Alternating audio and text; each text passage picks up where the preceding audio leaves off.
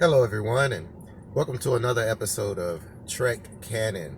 So, today we're going to be doing a review on the highly anticipated, highly waited for, awaited, like with hands wide open, man. Timber his arms wide for the season premiere of Star Trek Prodigy, Episode 1, Lost and Found. So, let's do my review on this. And like I said, I'm happy to start doing reviews on another Star Trek series. You know, but, but, as with all Star Trek, the first season is always going to be is going to be some issues with the first season. So the episode Lost and Found premiered on the 28th. It's the new, like I said, the new season or the new start of Star Trek Prodigy, starring Captain Janeway.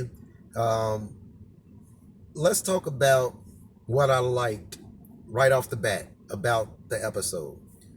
I love the homage that they played as far as the music went.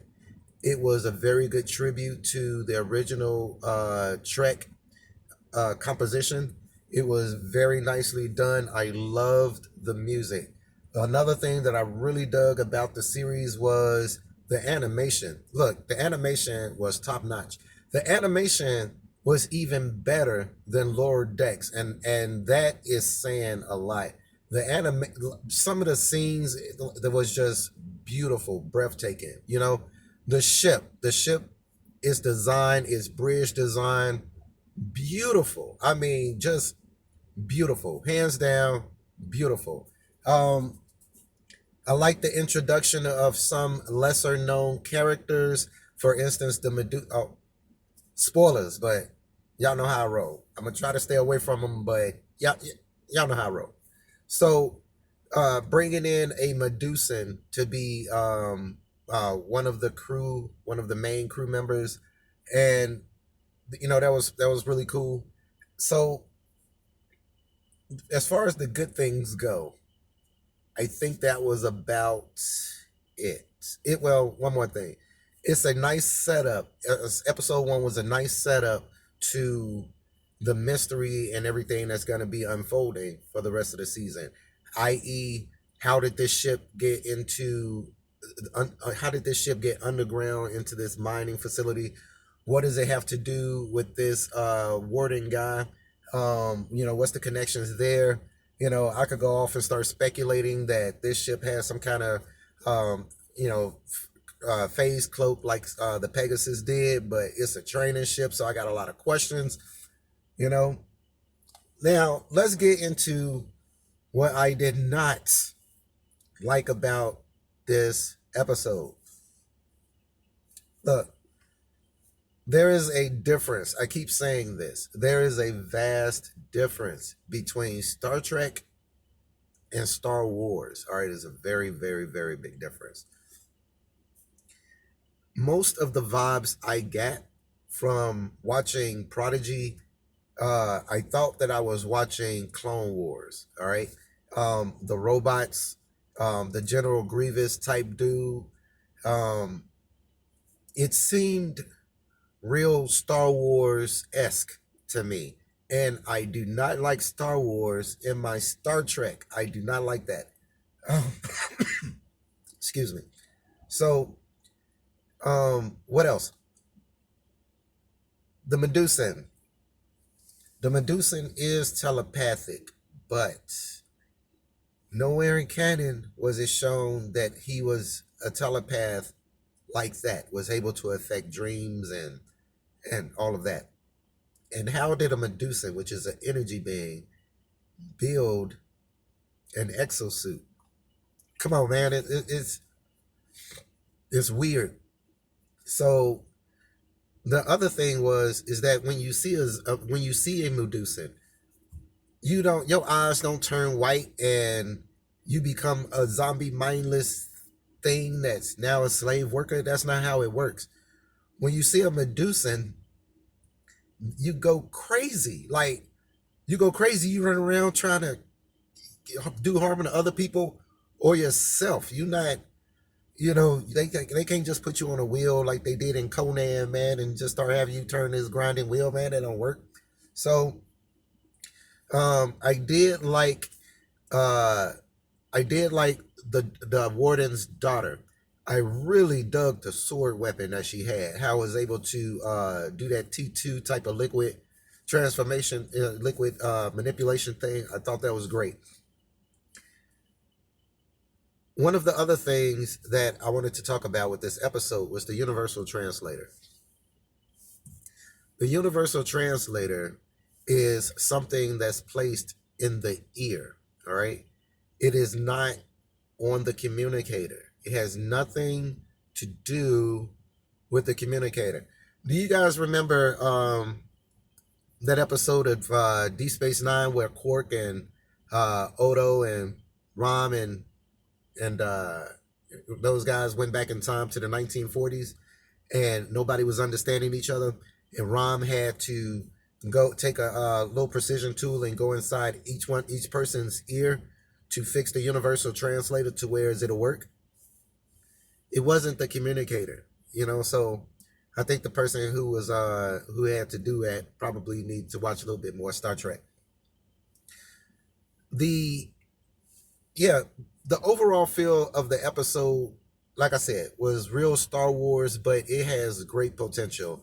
And I'm hoping that we get a chance to switch from them setting up the plot like they did, like they did, and moving it more towards exploration of space, exploration of self, understanding the ship.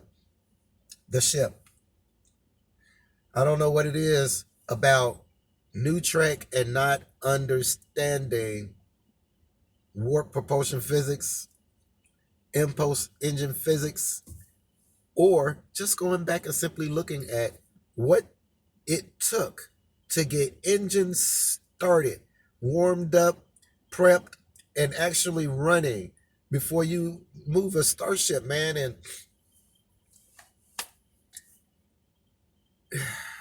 here we go, dropping the starship off the side of a thing again. And some dude who has no idea how to start a starship, starting a starship. Let's talk about starting a starship. All command functions on starships are governed by user code, user access, and biometrics. Okay, you can't do anything that's worth anything on a Federation starship unless you're keyed into the system.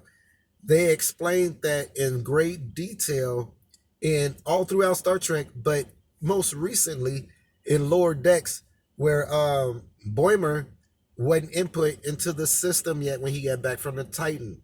So you trying to tell me that you had the time that you did to not only repair a starship that is underground for some reason, bypass all the security protocols when you have never been on a Federation starship, do not speak none of the languages that's displayed on none of the consoles, none of that, and you're not keyed into the system. So